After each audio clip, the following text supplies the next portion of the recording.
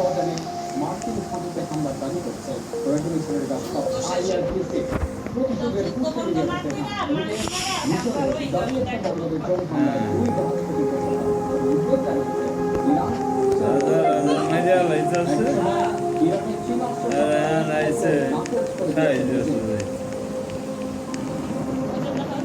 হামলা পাল্টা হামলায় আরো উত্তেজিত হয়ে উঠেছে যুক্তরাষ্ট্র ইরান সংঘাত। ইরানে মার্কিন হামলার জবাবে কুয়েত ও জর্ডানে থাকা ঘাঁটিতে হামলা চালিয়েছে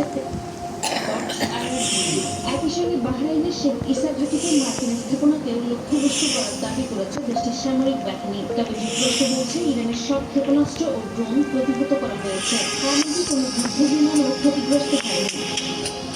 কেশনদিতে মার্কিন হামলায় বেসামরিক হতাহতের ঘটনায় কঠোর প্রতিক্রিয়া জানিয়েছে তেহরান। ইরানের পার্লামেন্ট স্পিকার বাগের গালিবাফ হুঁশিয়ারি দিয়ে বলেছেন এ ঘটনার মূল্য দিতে হবে ওয়াশিংটনকে।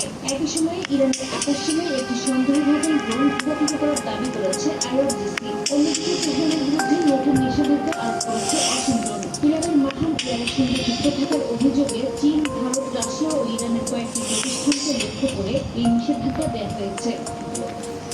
এদিকে মিশরের দামিয়াত্তা বন্দরে ড্রোন হামলার ঘটনায় উদ্বেগ জানিয়েছে ইরানের পররাষ্ট্রমন্ত্রী আব্বাস আরাগচি। এদিকে আঞ্চলিক স্থিতিশীলতা নষ্টের উস্কানিমূলক কর্মকাণ্ড বলে অভিহিত করেছেন তিনি। একই ঘটনায় নিন্দা জানিয়েছে আরব লীগ, সৌদি আরব সহ কয়েকটি দেশ। তবে হামলার দায় এখনো কেউ স্বীকার করেনি। এমন পরিস্থিতিতে ইরানের চীনা অস্ত্র সরবরাহ প্রত্যাখ্যান করেছে দেশগুলো। রয়টার্সের প্রতিবেদনে ইরানকে চীনা তৈরি আকাশ প্রতিরক্ষা ব্যবস্থা দেওয়ার সম্ভাবনার কথা বলা হলেও চীন বলছে এ তথ্য সম্পূর্ণ অসত্য। পাকিস্তানও এমন কোনো অস্ত্র পরিবহনের অভিযোগ অস্বীকার করেছে। ইরান যুদ্ধ নিয়ে প্রেসিডেন্ট ডোনাল্ড ট্রাম্পের সামরিক ক্ষমতা সীমিত করার একটি প্রস্তাব আটকে দিয়েছে মার্কিন সিনেট। কংগ্রেসের অনুমোদন ছাড়া ইরানের বিরুদ্ধে সামরিক অভিযান চালিয়ে যাওয়া যাবে না এমন প্রস্তাবটি এগোতে পারেনি। তিন রিপাবলিকান সিনেটের ডেমোক্র্যাটদের সঙ্গে প্রস্তাবের পক্ষে ভোট দিলেও অধিকাংশ রিপাবলিকান সদস্য এর বিরোধিতা করেন। নাসরিন রুমি, সময় সংবাদ। গাজার মানুষকে বাঁচাতে এবার বড় ধরনের সাহায্য যুদ্ধবিরতি করতে অংশ থাকে নিরস্ত্রীকরণের সম্পর্কে দিয়েছে সংঘর্ষ। আর এর বিনিময়ে গাজা থেকে হাতে হাতে সেটা প্রত্যাহারে নীতি করতে রাজি হয়েছে ইসরায়েল। তবে হামাস বলছে ইসরায়েল প্রতিশ্রুতি বাস্তবায়ন না করলে চুক্তির হাতে রাখতে পারবে। হামাসের এমন সিদ্ধান্তকে ঐতিহাসিক পরিস্থিতি রাখা গেছে মার্কিন প্রেসিডেন্ট ডোনাল্ড ট্রাম্প।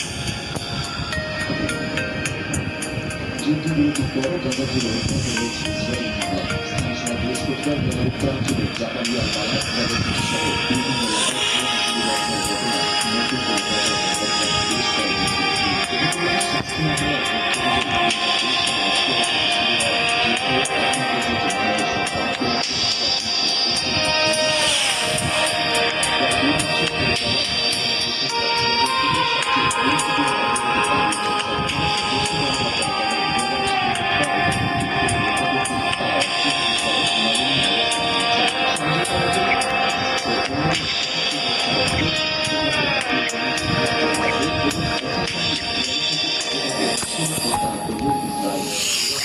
হামাসের আলোচক নিরস্ত্রীকরণের পুরো প্রক্রিয়ায় ইসরায়েলের কোনো ভূমিকা থাকবে না। অস্ত্রের তালিকা তৈরি, সংরক্ষণ ও নিয়ন্ত্রণ করবে national committee for administration of Gaza. হামাসের শর্ত ইসরায়েল সেনা প্রত্যাহার, পুনর্গঠন এবং চুক্তির অন্যান্য নিরস্ত্রীকরণের কাজ এগোবে। মার্কিন প্রেসিডেন্ট ডোনাল্ড ট্রাম্প দাবি করেছেন তার গঠিত কংগ্রেসের মধ্যস্থতায় এই সমঝোতা সম্ভব হয়েছে। তিনি আরো বলেন নিরস্ত্রীকরণ সম্ভব হলে স্থিতিশীলতা বাহিনী মোতায়েন হবে এবং নতুন ফিলিস্তিনি পুলিশ বাহিনীর দায়িত্ব নেবে। পরে একটি অরাজনৈতিক প্রযুক্তি নির্ভর ফিলিস্তিনি সরকার গঠনেরও পরিকল্পনা রয়েছে। তবে চুক্তির পথ এখনো পুরোপুরি মসৃণ নয়। হামাস বলছে ইসরায়েল প্রতিশ্রুতি ভাঙলে তারা কোনো ধাপ বাস্তবায়ন করবে না। অন্যদিকে মধ্যস্থতাকারীরা আশা করছেন আন্তর্জাতিক তদারকি অঙ্গীকার বাস্তবায়নের মাধ্যমে যুদ্ধ পরবর্তী নতুন প্রশাসনিক কাঠামো ও পুনর্গঠনের পথ এবার বাস্তবে করতে পারে।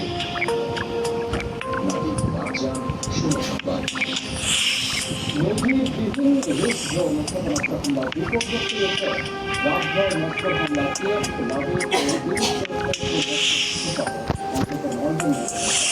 ব্যাপক ভাবে ক্ষতিগ্রস্ত হয়েছে।